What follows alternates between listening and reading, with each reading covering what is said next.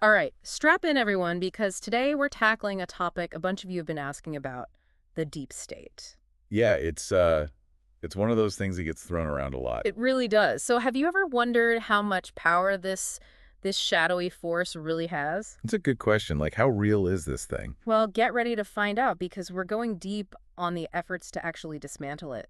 To really get into it, we're starting with an article by Len Rose. Oh yeah, I've heard of him.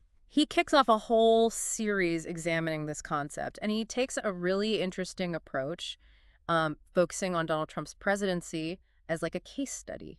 What's interesting about that is he's not just buying into all the rhetoric around it. Yeah, You know, he's looking at results, that's what I like about it. cold, hard results. It's all about, did Trump's actions actually match what he was saying about fighting this deep state? That's the question. That's the core of it, and that's what we're here to unpack. The article really emphasizes judging politicians by what they actually do, not just, listening to their speeches and campaign promises, but really looking at what happened. It's about actions, right? It's about actions, not just words. Actions speak louder than words, as they say. Which, in politics it can be tough because the incentives are all kind of messed up. You get more votes by promising things, even if you can't deliver. Oh, totally. Like, I don't know, it's like that. Have you ever heard that analogy about the carjacker? I don't think so. Like, promising to stop stealing cars, but then saying, oh, it was too hard. I see what you mean. Like, it highlights how ridiculous it is to just accept excuses for not doing anything. Exactly. So instead of getting lost in all that talk, we're going to really examine specific things that happened under Trump. Specific areas where, it's not just talk, it's about what actually happened. Where the rubber meets the road. Exactly, yeah. So the first thing the author gets into is this idea of personal freedom, Okay. which makes sense because the whole idea of the deep state is about powerful forces kind of controlling our lives, right? So the question is, did Trump's policies actually lead to more freedom for individuals? Yeah, and how do you even measure that, right? Like, what does freedom even mean in this context?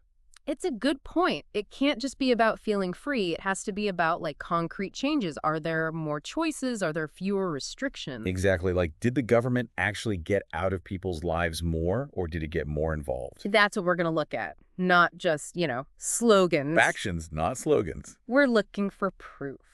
So that's personal freedom. And then we get into maybe a less exciting but very important topic, and that's theft and taxation. Taxes, everybody's favorite. Yeah, I know, not the most thrilling, but it matters because the author's point is that it's not about specific types of taxes. It's not about income tax versus property tax. It's about the overall burden. Right, the big picture, like how much is the government taking from people? Exactly. So we're not going to get lost in the weeds of, tax policy debates. No rabbit holes this time. We're looking at the big picture. Like, how much wealth did the government actually take from people under Trump? And, even when politicians say they're cutting taxes, a lot of times the total burden doesn't really change all that much. Right. They just move the pieces around. It's like they're playing this shell game with their money. We got to keep our eyes on the prize. That's right. So we'll be putting on our detective hats and digging through those numbers. All right, so then we move on to federal spending. Now, this is where things can get a little scary. Oh, yeah. Because if we're talking deep state, we got to talk about, runaway spending, Yeah. massive debt, That's right. all that stuff. It's like racking up a credit card bill. Right. Feels good in the moment, but eventually you got to pay the piper. And it has real consequences. Inflation, it makes everything more expensive. Weakens the economy. Limits our freedom even, right? Yeah. So did Trump try to control spending? Or did he just keep adding to the problem? That's the million-dollar question. That's what we're going to find out. And speaking of things that can get a little heated, the author also goes into gun rights. Oh, yeah, that's always a big one. He specifically talks about bump stocks and red flag laws. Oh, those are interesting. Again, remember, this is all about whether Trump's actions matched his talk about limiting government power. Right, right. So bump stocks first, just to remind everyone, those are the things that allow semi-automatic rifles to fire more rapidly. Right, and they became a big issue after that awful shooting in Las Vegas. Yeah, 2017. Terrible. And Trump's administration ended up banning them.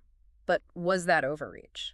That's a good question, right? Like, Yeah. Did he have the authority to just do that? Exactly. Some people say it was a dangerous precedent because he kind of made a law without going through Congress. Right, right. Others said it was necessary to prevent more tragedies. Yeah, tough call. So where does Lynn Rose land on that one? Well, that's what we're going to find out. And then there are red flag laws, which allow authorities to take away guns from people who they think might be a danger to themselves or others. Oh, that's interesting because I remember Trump saying he supported red flag laws, He did, yeah. which, if you think about it, seems kind of at odds with his strong stance on, the Second Amendment. It does seem that way. So was that a contradiction or was it, a more nuanced approach? Yeah, or was it maybe political, trying to appeal to different sides? Could be. That's another thing we're going to examine. And then finally, and maybe most importantly, we get to war. Ah, yes, the big one. War and that whole military-industrial complex. A topic we could spend days on. Yeah. But we're focusing specifically on Trump's record. Did he really, reduce our involvement in wars? Right. And what happened with military spending? Because, he campaigned on ending these endless wars. He did. Said he would bring the troops home. Appealed to a lot of people who were tired of those conflicts, yeah. So did he follow through? Well, he pulled troops out of Syria, which is a pretty big deal. He did, yeah. But then he authorized airstrikes in other places, like Libya and Somalia. So it's not like he completely stopped military action, And then there's Afghanistan. The withdrawal was messy. to put it mildly. Yeah. And the Taliban ended up taking over? Yeah, it's tough to say whether he really expanded or shrunk war efforts overall. It's complicated. It really is. So what about the money? What about military spending? Because that seems like a pretty clear indicator. You think so, right? If you're serious about ending wars, you'd cut military spending. Well, this is where it gets interesting. Because, despite all that talk about ending endless wars, Trump actually presided over some of the biggest increases in military spending in history. Wow, that's a surprise. It is. So was it just about, keeping America strong Or was it more about, playing into that whole military-industrial complex? that Eisenhower warned us about? That's what we're going to dig into. But before we get too deep into all that, the author points out something really important, a counterargument that we got to keep in mind. Oh, what's that? He says, even if it turns out that Trump didn't actually dismantle the deep state, even if the evidence shows that, his supporters are probably going to say, well, he tried, but... The he tried defense. Right. He tried, but Congress blocked him or the courts got in the way. Right, the media was against him. Right, all those things. But it makes you wonder, how do we judge a leader when they face all these obstacles? Is it fair to just look at what they accomplished? It's a good question. Yeah. Like, how much do we factor in the fact that they were up against some powerful forces? It's a question that goes way beyond just Trump, right? Absolutely. It applies to anybody who tries to shake things up. Anyone who challenges the status quo. So that's something we're going to have to really grapple with as we continue this whole deep dive. Yeah, lots to think about. It's complicated. It is. All right, so let's dig into this first area that Len Rose wants to look at, this idea of personal freedom. Okay, yeah. It's a good place to start, right? If the deep state is all about controlling our lives, then shouldn't weakening it mean more freedom for people? That's the idea, but it's not always so simple. Like, what does personal freedom even mean? Right. Well, it's a big concept. It's not just about feeling free. It's about actual changes in what you can and can't do. Yeah, exactly. It's about choices. Are there more choices? Fewer restrictions. So it's not enough for a politician to just talk about freedom. We need to look for proof. Did the government get less involved in people's lives? Or more involved? Right, that's where the rubber meets the road. Actions, not just words. Okay, so where do we even begin with this? Personal freedom is such a big, broad thing. Well, think of it like a spectrum, right? Okay. On one end, you've got total government control where, like, everything you do is dictated. Right. On the other end, you've got total anarchy. No rules at all. Hey. Yeah, and most societies are somewhere in between. So the question is, did Trump move the needle on that spectrum at all? Did he shift things one way or the other? Okay, so we're looking for that shift. Exactly. And to do that, we got to look at the specifics. Specific policies, laws, regulations, even executive orders. Give me some examples. Sure. Think about environmental regulations or like occupational licensing. Yeah. Even laws around internet privacy. Oh, I see, yeah. Those are all areas where the government can have a big impact on personal freedom. So to assess Trump's impact, we got to see what changed in those areas during his presidency. Exactly. And remember, this is just scratching the surface. We'll be going way deeper into all of this in future episodes. But for now, we're just laying the groundwork. Laying the foundation. I like it. Okay, so with that in mind, let's shift gears to this not so fun but very important topic, taxes. Ah, yes, taxes. Can't escape them. Remember Len Rose's point. It's not about the specific types of taxes. It's about the overall amount that's being taken from people. Yeah, because it doesn't really matter if it's income tax or property tax or sales tax or whatever other crazy tax they come up with. It all adds up to how much of your money the government is taking. Exactly. And that has a huge impact on freedom. The more they take, the less you have left to make your own choices. Yeah, absolutely. Less money for your own life, your own business, your own future. So, are we basically just looking at whether the overall tax burden went up or down under Trump? That's a good starting point. Yeah. But remember, Len Rose is all about looking beyond the surface. He says that politicians love to talk about cutting taxes, but a lot of times they're just shifting the burden around. The overall amount they take doesn't really change all that much. It's like a magic trick. Now you Mhm. see it, now you out, but it's still gone. Exactly. Yeah. So we got to look beyond the headlines and really dig into what actually happened. Okay, I'm ready to put my detective hat back on. Let's move on to federal spending. This is where things can get kind of scary, right? Because out of control spending leads to massive debt, and we all know that's bad news. It's like racking up credit card debt. You might feel good in the short term, but those bills eventually come due, and someone's got to pay. Yeah, and it's usually not the people who made the mess. Unfortunately not. And it has real consequences for everybody. Inflation, a weaker economy, you name it. So, are we just looking at whether spending went up or down under Trump? We are, but we also want to look at the trends, right? Did he actually try to reduce spending, or did he just keep the spending party going? What happened to the national debt? Did it grow faster, slower, or stay the same? These are all things we'll be examining. Okay, interesting. Let's talk about something that always gets people riled up: gun rights. Len Rose specifically mentions bump stocks and red flag laws. Yeah, those are good examples because they get at the heart of that tension between individual rights and government power. And remember, we're trying to see if Trump's actions matched his words on limited government. So let's start with bump stocks, just to remind everyone what are they and what happened under Trump. Right, so bump stocks basically allow semi-automatic rifles to fire faster. They became a big focus after that horrible shooting in Las Vegas back in 2017. Remember that? Yeah, tragically. So Trump's administration banned them. They did, but was that the right call? I mean, some people argue it was an overreach of executive power, right? Like, can the president just make a law like that without Congress? It's a good question, and it's a debate that's still going on. Gun rights advocates say it set a dangerous precedent, basically letting the president bypass Congress. Right, like he's making laws on his own. But then, of course, you have gun control advocates who say it was absolutely necessary to prevent more tragedies. Yeah, it's a tough one. Where does Len Rose come down on that? Well, that's what we'll be exploring in this series. He uses this as an example of, whether Trump's actions really lined up with his rhetoric about limited government. Interesting. Okay, so what about red flag laws? Yeah, those are the laws that allow authorities to take guns away from people who they think might be a danger to themselves or others. Right. And it's kind of interesting because Trump said he supported red flag laws, Yeah, he did. which seems a little weird, right? Right. Given his strong stance on the Second Amendment. It does seem like a contradiction. Yeah, so was it?